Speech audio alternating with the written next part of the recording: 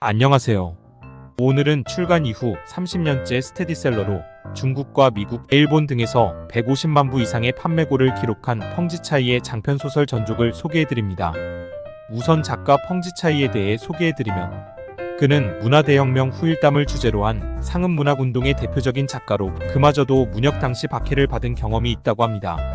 1985년 이후 문화반사 소설로 중국 문단에 큰 영향을 미쳤습니다. 그의 작품 가운데 100사람의 10년은 중국 문화대혁명 시기 보통 사람들이 겪었던 실화를 바탕으로 한 책으로 1980년대 중반 저자인 펑지차이가 신문에 문혁 경험담을 공모하자 4,000통이 넘는 편지가 도착했다고 합니다. 그는 편지를 일일이 읽고 그중 수백 명을 직접 인터뷰해 1996년 29편의 글을 모아 중국에서 단행본으로 출판되었으며 한국어판에는 17편이 실렸다고 합니다.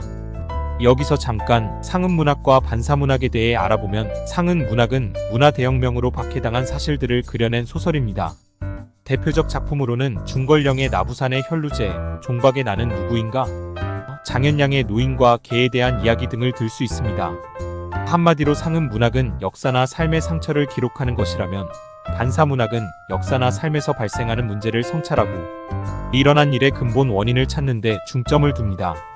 따라서 반사문학은 문화대혁명에 국한된 상은문학이라는 주제의 경계를 허물고 반우파, 대약진운동 등의 정치운동을 문학의 양식으로 판단하고 깊이 있게 고찰합니다. 대표적 작품으로는 여지원의 잘못 편집된 이야기 등이 있습니다. 상은문학과 반사문학 사조는 이후에 전개된 신금문학 사조 전개에 실마리를 제공해 주었다고 합니다. 소설로 돌아와 전족은 청나라 말기 텐진의 부호이자 전족으로 유명한 동씨 가문 여성들의 이야기를 중심으로 전개됩니다. 이 소설은 10cm 발에 갇혀 사는 여성들의 아픔과 남성 중심의 왜곡된 중국 사회를 비판합니다. 전족의 전, 묶는다, 휘감다란 뜻으로 전족은 무언가로 휘감은 발이란 뜻입니다. 즉 중국에서 어린 여자아이의 발가락을 꺾어 발바닥에 붙여 하나로 뭉친 뒤 발을 천으로 꽁꽁 동여매 일정 크기 이상으로 자라는 것을 막는 풍습을 일컫는 말입니다. 상류층 여성을 중심으로 유행하다가 수백 년이 지나면서 모든 여성의 의무가 되었습니다. 전족은 송나라 이후 1000년을 이어온 중국 미인의 절대 조건이었습니다. 중국에는 예부터 삼촌금년, 사촌을년, 오촌동년, 육촌철년과 같이 발을 칭하는 단어가 다양하게 발달했는데 이 소설의 원제이기도 한 삼촌금년은 삼촌이 9.9cm이니 대략 10cm의 아주 작은 발을 의미합니다. 여성은 발이 작을수록 더 좋은 가문에 시집을 갈 수 있었고 남성은 그러한 여성을 소유하는 것이 자신의 신분과 지위를 의미했습니다. 이런 악습이 물론 중국에만 있었던 일은 아니었죠. 옛날 바람과 함께 사라지다의 여주인공이 17인치 개미허리로도 유명했죠. 옛날 코르셋 때문에 갈비뼈가 부러지거나 호흡 곤란으로 죽은 여자도 많았다고 합니다. 다시 소설로 돌아와 소설의 제1화는 어린 소녀 과양년입니다. 소설 속 주인공 과양년이 어릴 적 할머니로부터 전족을 당하게 되는 구절이 등장합니다. 상상했던 것 이상으로 전족의 과정은 끔찍하고 고통스러웠습니다. 할머니는 아무 말도 안 들리는 듯 묵묵히 수탉 2마리를 들어 향년의 발밑에 놓았다. 수탉목을 나란히 정리해 한쪽 발로 밟고 다른 발은 닭다리를 밟았다. 손으로 닭가슴 털을 움켜쥐고 뽑아낸 후 칼자루를 쥐고 팍팍 수탉의 배를 갈랐다. 그리고 피가 흘러나오기 전에 얼른 향년의 발을 달개 배 안에 집어넣었다. 후끈하다 못해 데일 것 같고 끈적끈적했다. 아직 죽지 않은 닭들이 발밑에서 버둥거렸다. 도저히 걸을 수 없을 만큼 아팠지만 걸으면서 꺾인 발가락을 짓밟지 않으면 전족 모양이 만들어지지 않는다. 할머니는 성황당 귀신처럼 살기를 내뿜으며 부직갱이를 들고 향년에게 걸으라고 다그쳤다. 울며불며 애원하고 떼를 써도 소용없었다. 향년은 병든 닭처럼 뒤뚱거리며 억지로 걸었다. 넘어져도 금방 다시 일어나야 했다. 우드득 우드득 발가락뼈 부러지는 소리, 달각달각 뼈조각 부딪히는 소리. 처음에는 죽을 것처럼 아프다가 점점 감각이 없어지더니 나중에는 자기 발이 아는 것 같았다. 그래도 계속 걸어야 했다. 깨진 접시 조각을 모아 잘게 부순 후 발을 싸맬 때 헝겊 안에 넣고 같이 싸맸다. 당연히 사금파리 조각에 발이 찢어지고 상처가 생겼다. 할머니 몽둥이질이 정말 매서웠지만 향년은 도저히 움직일 수 없었다. 몽둥이질보다 발이 훨씬 더 아팠다. 찢어지고 상처난 발에서 피고름이 배어나왔다. 매번 발사계 헝겊을 갈 때마다 썩은 살을 억지로 떼어냈다. 이것은 일부러 살을 썩게 하고 뼈를 상하게 해서 발 모양을 변형시키는 방법으로 북방 지역에서 내려오는 전통적인 전족 비법이었다. 제2화 이상한 일에서는 천진 골동품가게 주인 동인안이 등장합니다.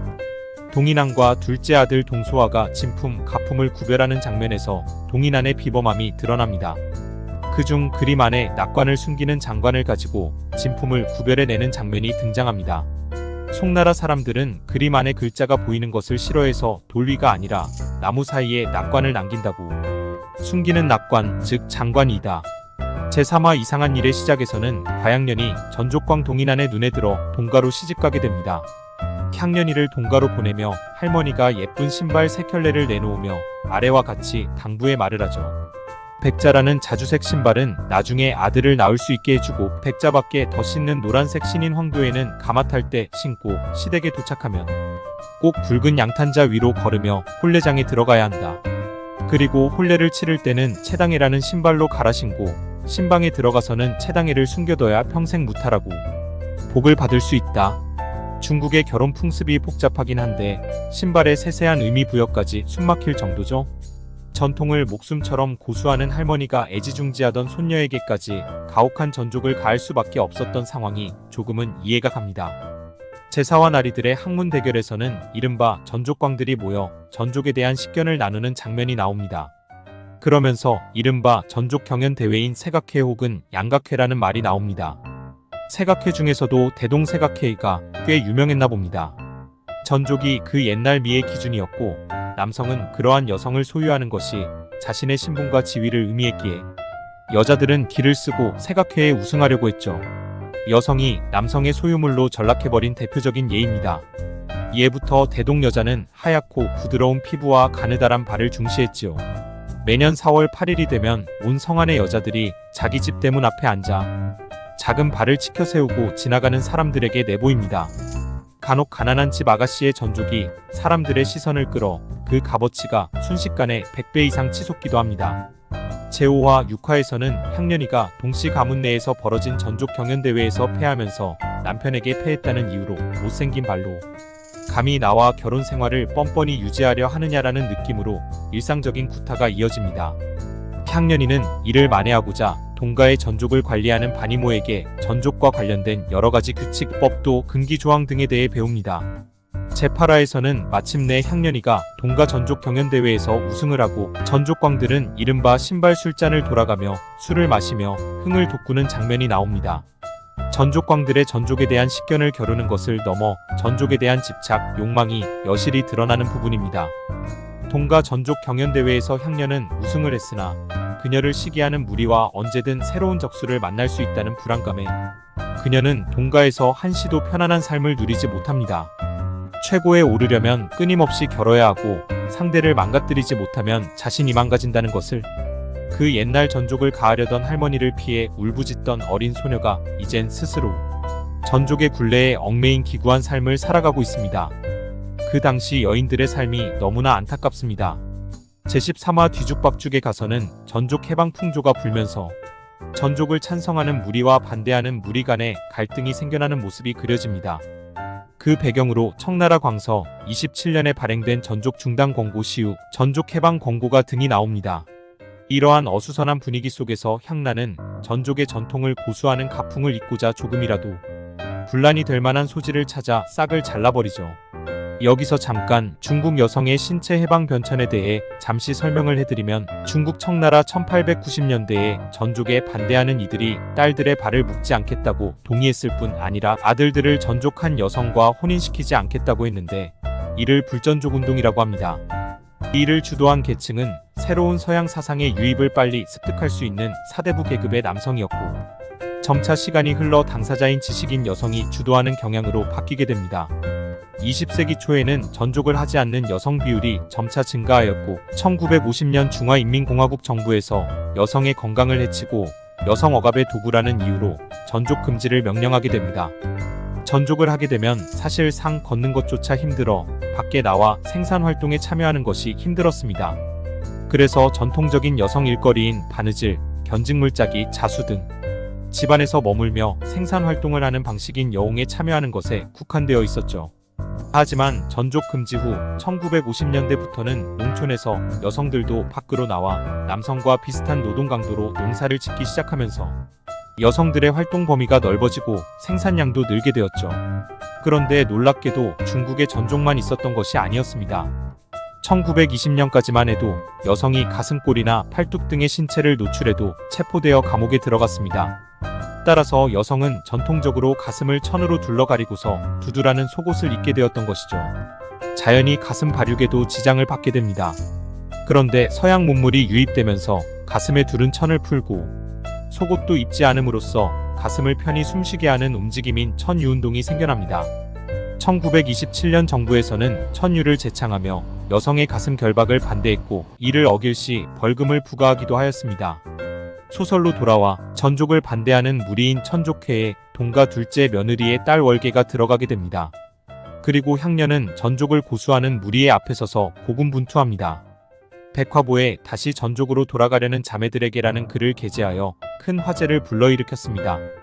전족 여자가 자연미를 버리고 억지로 모양을 만든다고 비난하는데 신여성이 곱슬머리를 만들고 가슴을 동여매고 높은 구두를 신는 것도 같지 않은가? 이것도 자연을 거스르는 일 아닌가? 신여성이 하는 것들은 모두 서양에서 전해진 것이다. 서양 나라가 강대하니까 중국이 서양의 악습을 배우는 것을 신식유행이라며 반기는데 만약 중국이 세계에서 가장 강한 나라라면 서양 여자들이 중국을 따라 전족을 하지 않겠는가? 이에 더해서 의화단 운동이 일어나는데 서양 세력에 맞서 중국을 지키려는 의화단 정신의 분위기를 얻고 향년은 전족 회복을 이끄는 복전회를 결성하고 회장을 자처하게 됩니다. 그 당시 전통을 지키려는 사람들과 서양 문물을 받아들이려는 사람들로 뒤섞인 매우 특이한 상황이었습니다.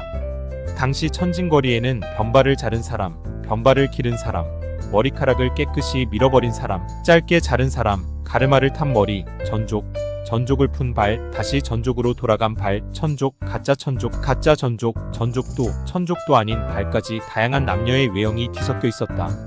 소설을 옮긴 이는 강요된 개혁은 억압된 악습보다 크게 나을 것이 없다라는 말을 하셨는데요. 그 당시 서로에게 고통과 상처를 주는 개혁이 아니었나 싶네요.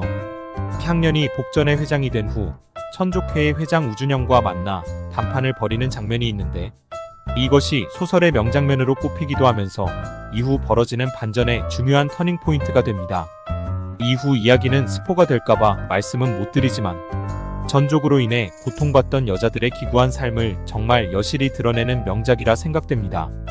그냥 수박 겉핥기식으로만 알고 있었던 전족에 대해 깊이 이해하고 생각해 볼 수 있었던 작품이었습니다.